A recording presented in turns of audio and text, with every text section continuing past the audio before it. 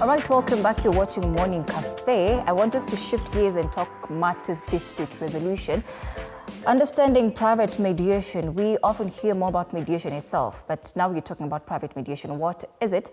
And with me in studio, I have James Mangerere, President, Mediation Training Institution, to help us understand more about private mediation. Karibu sana to Morning Cafe. Thank you. All right, let's get right in. Private mediation, how different is it from the court-annexed mediation that we are used to and that we often hear about?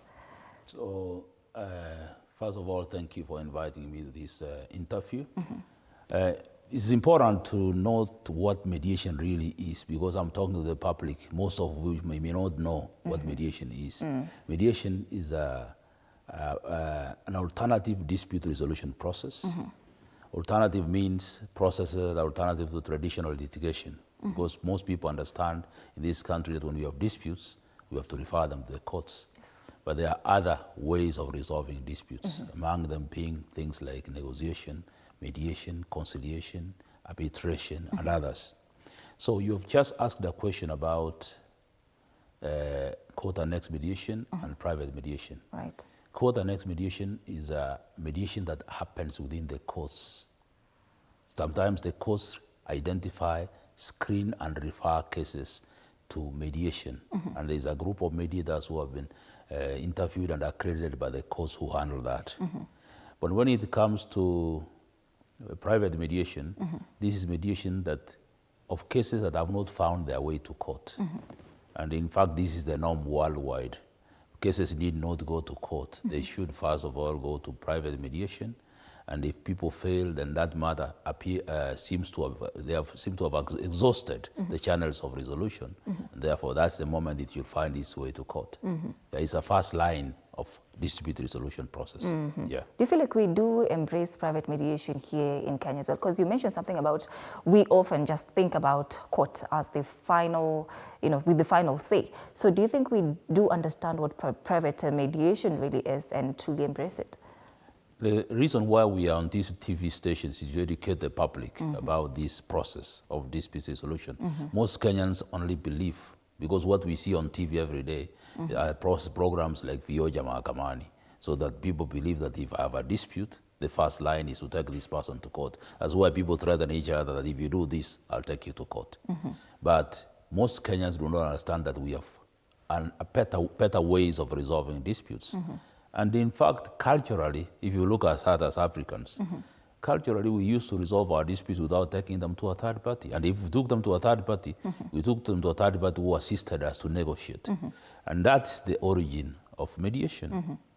So mediation is a third party neutral who assists parties who are in disputes, facilitates negotiations, and allows them to come up with their own mutually acceptable solution. And therefore, even the Bible says, my people perish because of lack of knowledge. Most Kenyans do not know that there is a better way of resolving disputes, and that's mediation. That's exactly what we are doing, going around the country trying to educate the public about this better way of resolving disputes. Unless they're told. What I'm hearing is mediation, private mediation is, encourages more about privacy and not much is put out there for the public. And arbitration also deals with privacy most of the time. So clarify the difference in terms of, say, outcomes and enforceability as well, when you talk about arbitration and mediation.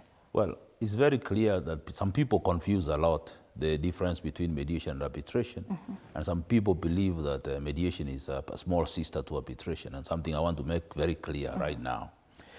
Arbitration is a quasi-judicial process. It's just like a court of law. An arbitrator is a private extraordinary judge who listens to the parties, examines the evidence provided before them, and then makes a judgment we call an award.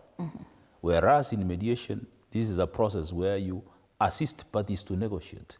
It's a self-determinative process where parties make their own decisions. Your job is simply to assist them to negotiate. So a mediator is simply a facilitator who is neutral, who doesn't take sides, and who assists parties to see things differently. It's a transformative process where you transform the way people look at each other and the way they look at conflict. And therefore, it is a more powerful process than litigation or than arbitration, because in litigation and arbitration, There's a third party who listens to you and makes their own decision. Whereas in mediation, parties themselves make their own decisions, and they tend to respect those decisions better. Yeah. All right. You're the president Mediation Training Institution and also the founder. But when you're coming up with this institution that trains people about mediation as a way of dispute resolution, what gaps did you see that you wanted to fill with this institution? Well, it's important also, I didn't take time to introduce myself. I think my name is James Mangarira, as you said. I'm the president of the Mediation Training Institute and also the patron of the Institute of Chartered Mediators and Conciliators. I also sit internationally as the director of the International Mediation Institute Netherlands and also as a governor, the International Academy of Mediators. Also the president, African Mediators Association. So I wear different hats in the field of mediation. And that's exactly what I'm promoting in Africa right now. So, I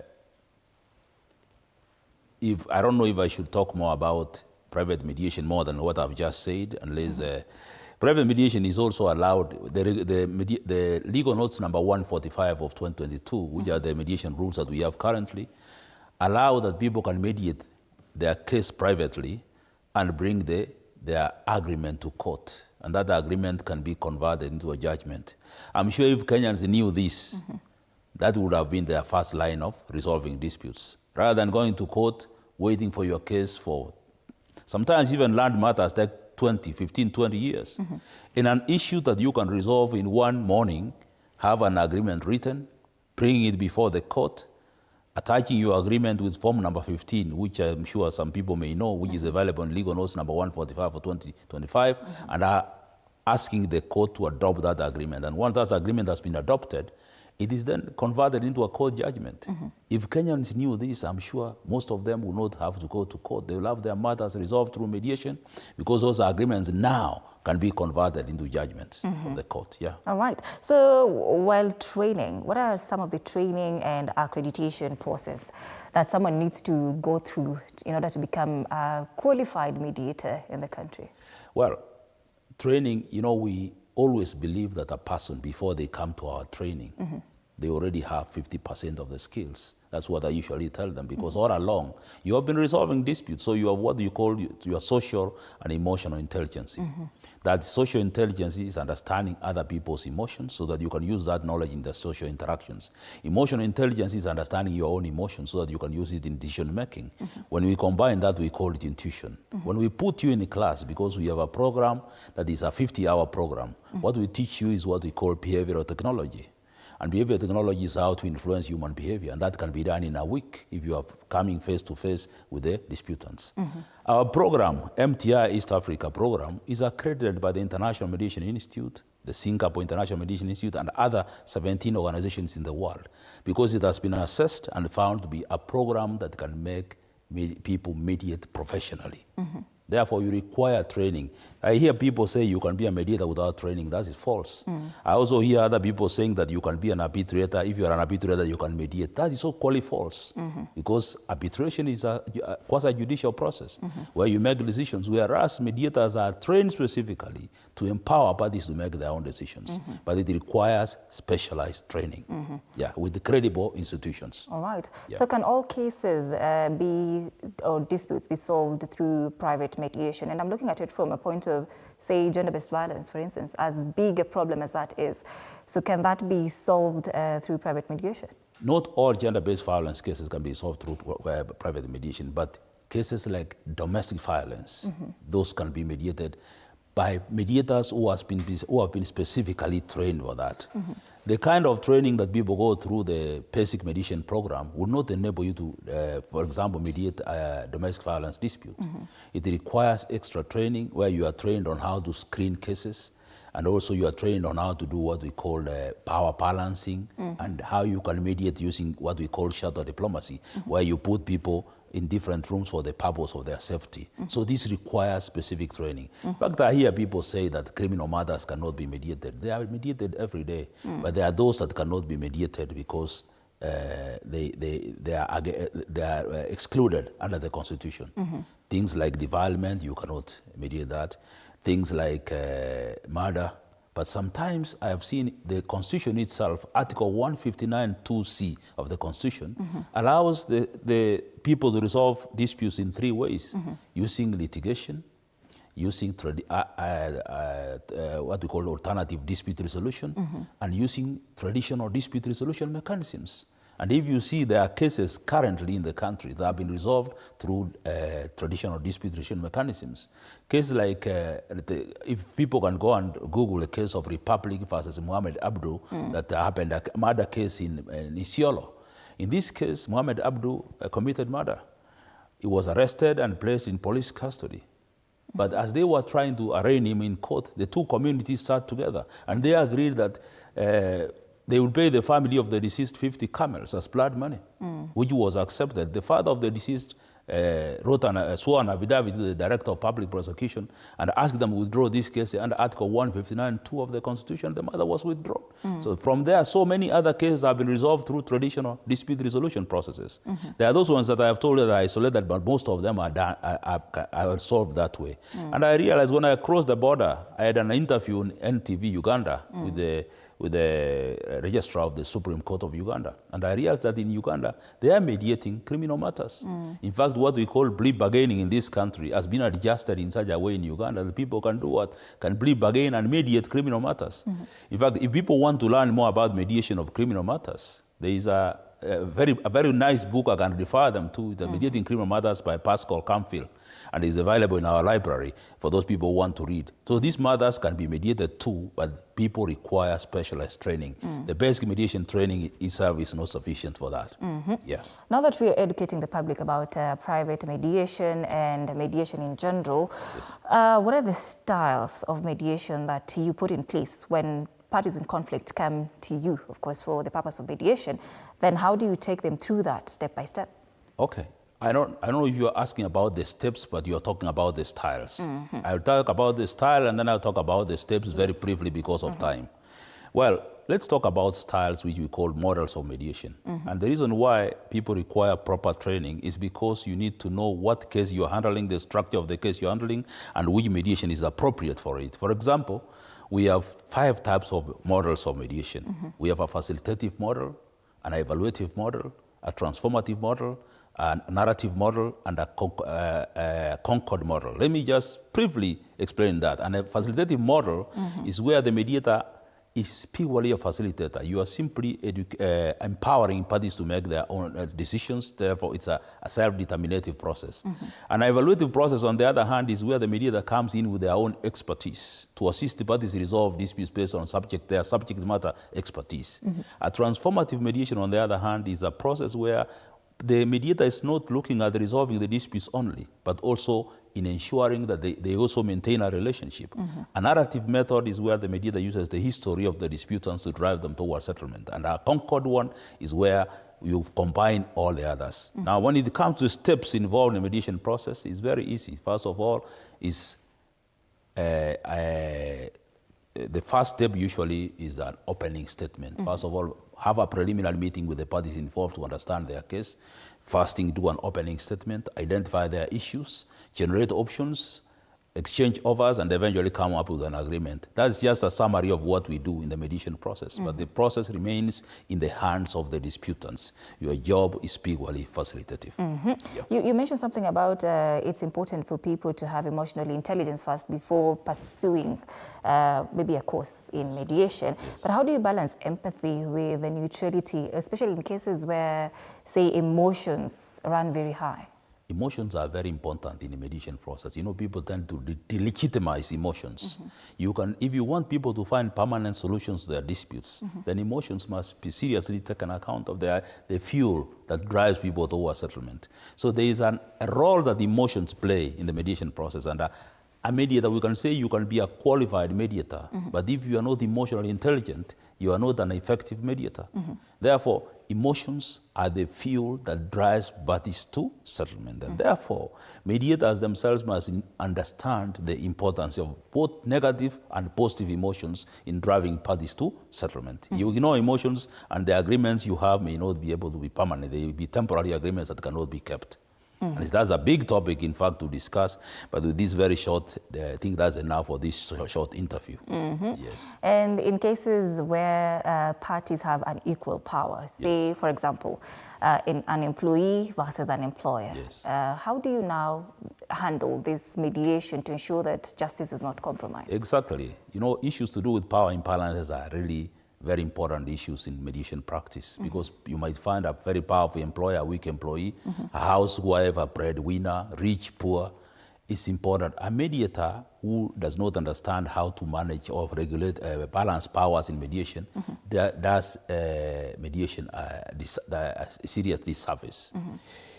As a mediator, the first thing we train you to do is to balance power, and there are two systems of balancing power briefly. One of them is known as the behavioral reflection tool that we use, reflecting the behavior of the low power, low intensity disputants verbally through the process of mirroring. That's one of them. The second one is what we call the oppression story gimmick, because some people think that people must have equal power for mediation to be effective, which is wrong.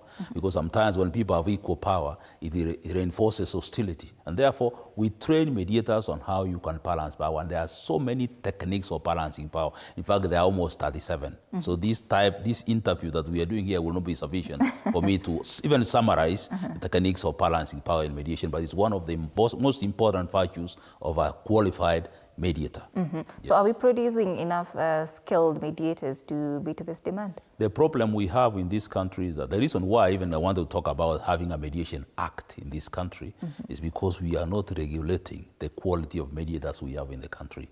Everybody else, you can register a business name, you're outside there, you advertise yourself as a trainer, people are seated in class and they're learning, and the process is producing several quirks in the market, and therefore bringing the process, the practice of mediation into disrepute.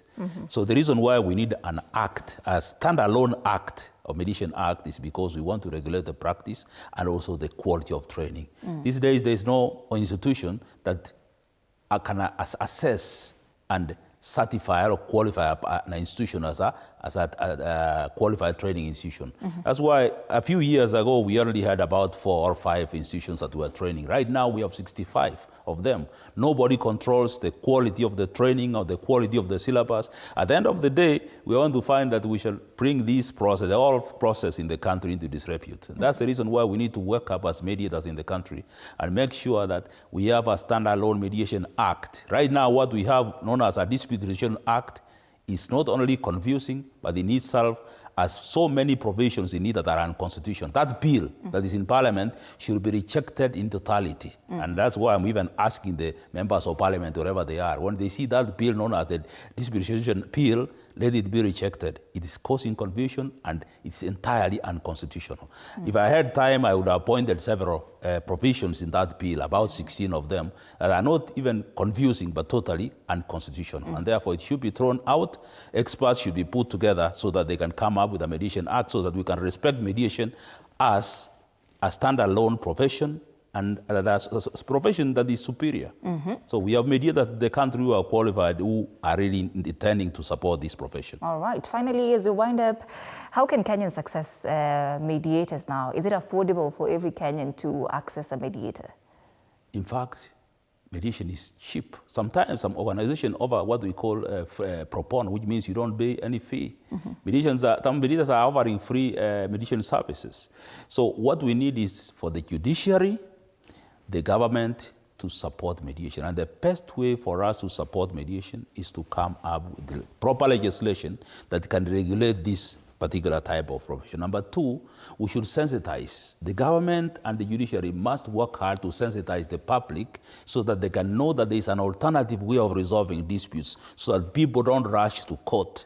There are so many cases. There is a time I had statistics that there were several cases in court, and we have a limited number of judicial officers to handle those cases. We are putting a lot of pressure in our courts, whereas we have enough mediators who are qualified in the country who can resolve these matters and reduce the backlog of cases in court. So let us sensitize the public and bring them together so that mediation can be a success story in this country. And it requires a concerted effort of all the actors to ensure that this profession of ours, known as mediation, becomes a success. And we are determined to do so. Yes. All right. Asante sana, James Mangerere, President, Mediation Training Institute, for making time for us and, giving us some nitty-gritties on private mediation. We do appreciate you for your time. Thank you very much. All right, that brings us to the end of this conversation and to the end of this segment. My name is Anne Odida. You're watching Morning Cafe. Good morning.